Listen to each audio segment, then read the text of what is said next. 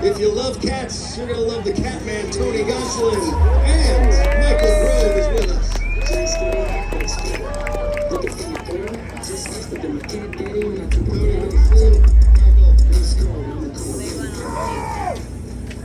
We obviously know that there were so many injuries in the Dodgers pitching staff really the last couple of years, and you were part of the group that went down the season prior, Tony, and came close to making it back last year. We saw you making some rehab starts. Did you have a full off season to prepare so you can hit the ground running once you get to spring training this year? Yeah, full off season, went into it, did the normal thing for build up for the rock.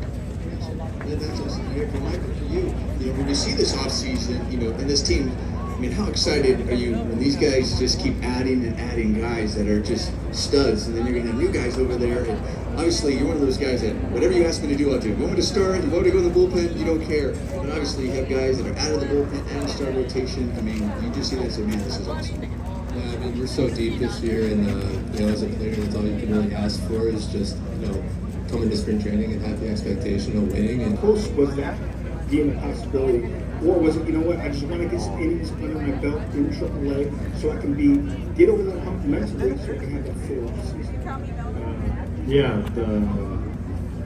Got a little hairy there in playoffs a little bit with the guys' health, so we were just trying to have everybody stay healthy, and we did, and if anybody went down, so we didn't been the guys up there.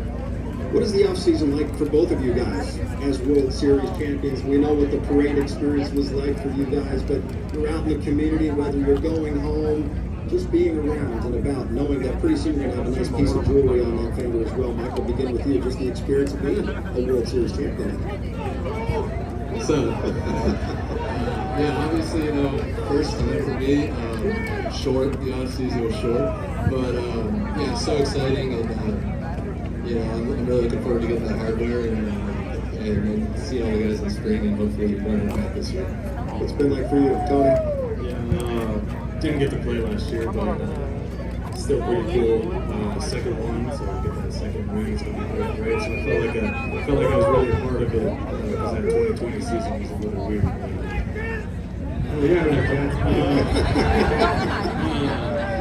It's cool, man. It's the greatest feeling ever.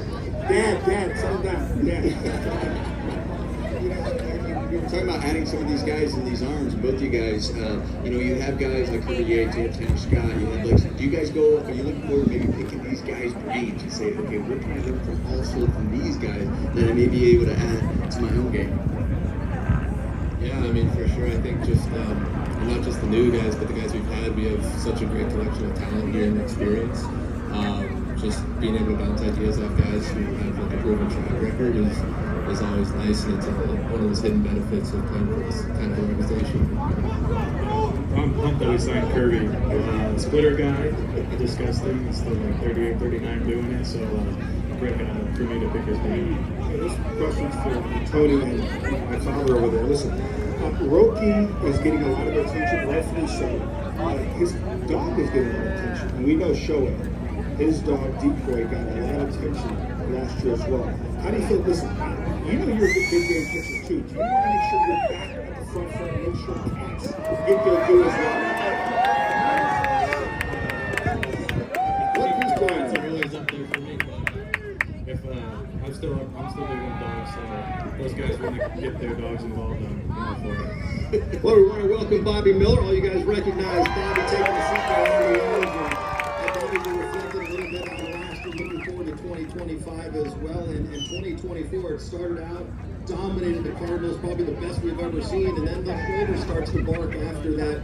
What was last season like dealing with the adversity of your shoulder? Then it looked like maybe mechanically things were a little bit off, and how are you looking forward to building toward a great 2025? Yeah, I mean, obviously it was a tough year mentally and physically for myself.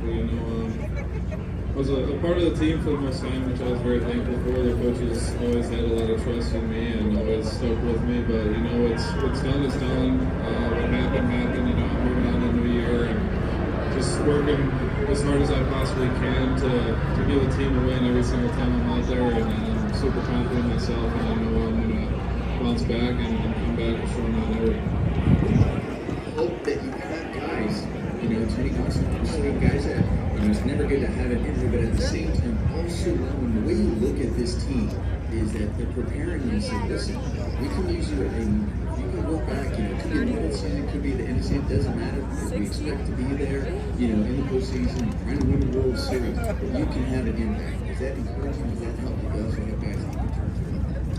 100%. It's very encouraging, and you know, we have great teammates up and down the roster, and even throughout our organization. You know, there's a lot of familiar faces that I've came up with throughout the minor leagues as well. But you know, yeah, I've known these two guys here for a long time, and yeah, it's super encouraging. You know, we got a pretty stacked roster, so.